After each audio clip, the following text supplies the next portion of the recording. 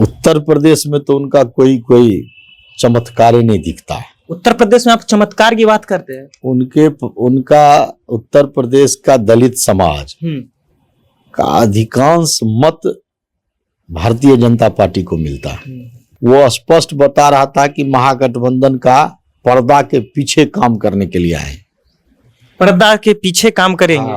चंद्रशेखर आजाद महागठबंधन के साथी हैं। दलित चेहरा दो हैं, एक जीतन राम मांझी, दूसरे चिराग पासवान, और ये दोनों जो है एनडीए के साथ हैं। और वहां से नगीना के सांसद को बिहार आना और एनडीए के ऊपर बरसना, तो क्या लगता है सिंधमारी कर पाएंगे ये दोनों नेताओं की वोट बैंक में? बिहार को बाहर का कोई नेता नहीं चाहिए। बिहार को बाहर का कोई नेता नहीं चाहिए। यहाँ पर आप देख रहे हैं ना कि यहाँ पर तो दलित समाज के इतने बड़े चेहरा हम लोगों के पास है एनडीए में। हाँ। उत्तर प्रदेश के नगीना से सांसद चंद्रशेखर आजाद जो है कल पटना पहुंचे थे, और पटना पहुंचते ही एनडीए और बिहार एनडीए की बात करें और केंद्र एनडीए की बात करें, सरकार पे बरसते हुए नजर आए थे। विपक्ष पर एक बार भी हमलावर नहीं, यानी कहें तो महागठबंधन पर हमलावर नहीं। ऐसा बताया जा रहा है कि चंद्रशेखर आजाद जो है 2025 बिहार विधानसभा में महागठबंधन के साथ जा सकते हैं। वो दलित वोट बैंक में सिंधमारी करने बिहार पहुंचे थे। इसी सब मुद्दे पर बातचीत करेंगे। हमारे साथ बीजेपी से विधायक आलोक रंजन जी है। सर, चंद्रशेखर आजाद जो है पटना पहुंचते हैं, आपके पार्टी हो या फिर एनडीए गठबंधन के साथियों पर बरसते हुए नजर आ रहे थे, महागठबंधन पर नहीं थे। ऐसा बताया जा रहा है कि 2025 में बिहार में विधानसभा चुनाव होना है, तो दलित वोट बैंक में सिंधमारी होगी। देखिए, एनडीए ये नगीना के जो सांसद जी हैं, उत्तर प्रदेश में तो उनका कोई कोई चमत्कार ही नहीं दिखता है। उत्तर प्रदेश में आप चमत्कार की बात करते हैं। उनका उत्तर प्रदेश का दलित समाज का अधिकांश मत भारतीय जनता पार्टी को मिलता है। वो कहते हैं कि दलितों का नेता है उत्तर प्रदेश में, एक अलग पहचान है, रुतबा है। नेता बनना तो सब नेता बन जाते हैं, अपने को सब नेता कहते हैं, लेकिन हम लोग जो देख रहे हैं, ऐसा रहता तब तो उत्तर प्रदेश के सब दलित उनको वोट दे दिए होते पूरे राज्य में। ठीक है, वो अपना एगो सीट जीत गए, व्यक्तिगत सीट जीत गए, इससे पूरे राज्य का नेता नहीं हो गए। और वो बिहार में चले हैं अपने को महागठबंधन के काम करने के लिए। महागठबंधन के काम करेंगे। हाँ, वो उनका जिस प्रकार का कल बयान था, वो स्पष्ट बता रहा था कि महागठबंधन का पर्दा के पीछे काम करने के लिए आए। पर्दा के पीछे काम करेंगे। चंद्रशेखर आजाद महागठबंधन के साथी हैं।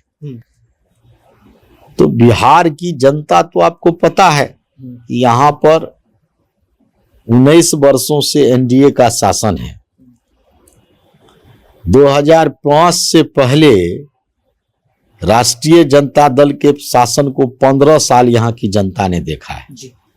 उसमें सभी समाज के लोगों ने उनके शासन को देखा है, और किस प्रकार से सत्ता संपोषित अपराध बिहार में होता था, ये सब जानते हैं।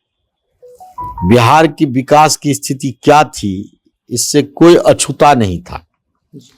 और कमजोर समाज, दलित समाज को किस प्रकार से प्रताड़ित किया जाता था, इससे भी कोई बचा हुआ नहीं।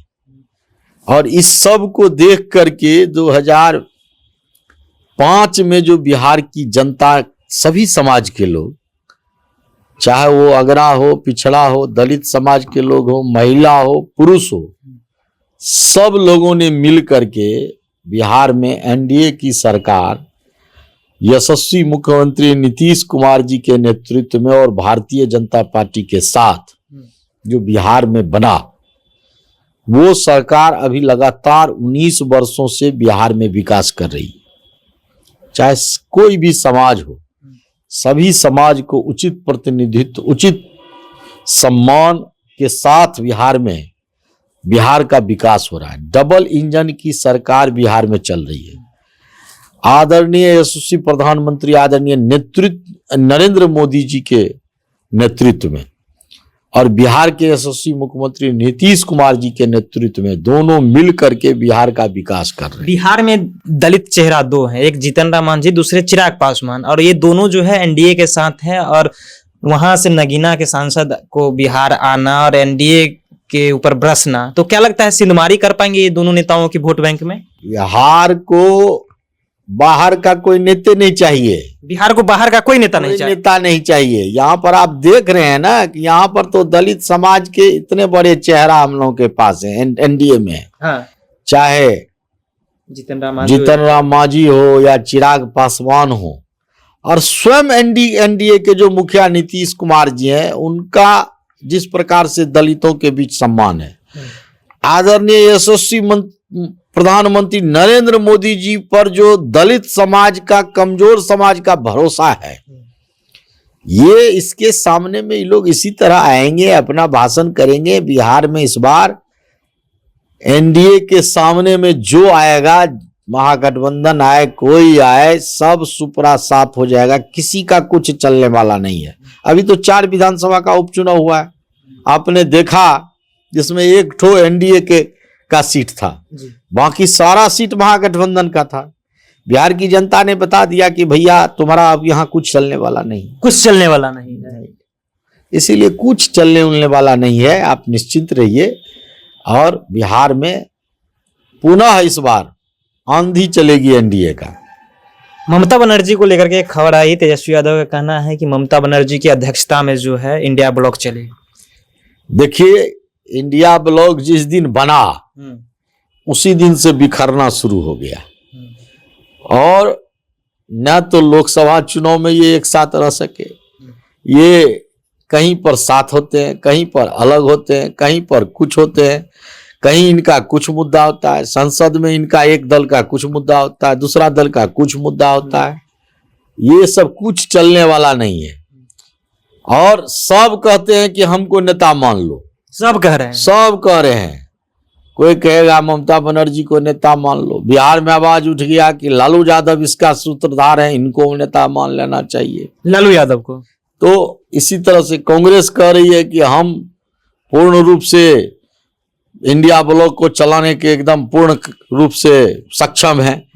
तो सब की बात कर रहे हैं, और इसी तरह ये लोग सब दिन सब की बात करते रह जाएंगे इसी तरह, और कभी ये लोग मिल नहीं सकते हैं, मिलने वाले लोग नहीं हैं। और देश की जनता अब समझ गई है कि इंडिया ब्लॉक के लोग, उनको देश से मतलब नहीं है, ये लोग देश के विरोधी ताकत, जो दुनिया का विरोधी ताकत है, उससे मिल करके देश को कमजोर करना चाहते हैं। इसलिए इनको अब कुछ कहीं मिलने वाला नहीं है। चलिए, तो इंडिया ब्लॉक को अब कहीं कुछ मिलने वाला नहीं है। चंद्रशेखर रावण जो बिहार आए थे, उनको लेकर के भी वर्षालोक रंजन जी थे, बीजेपी से विधायक हैं, तमाम मुद्दे पर अपनी प्रतिक्रिया दी है। आपकी क्या प्रतिक्रिया है? अपनी प्रतिक्रिया नीचे कमेंट बॉक्स में रखिएगा। आप देख रहे थे जनता जंक्शन। बहुत बहुत धन्यवाद।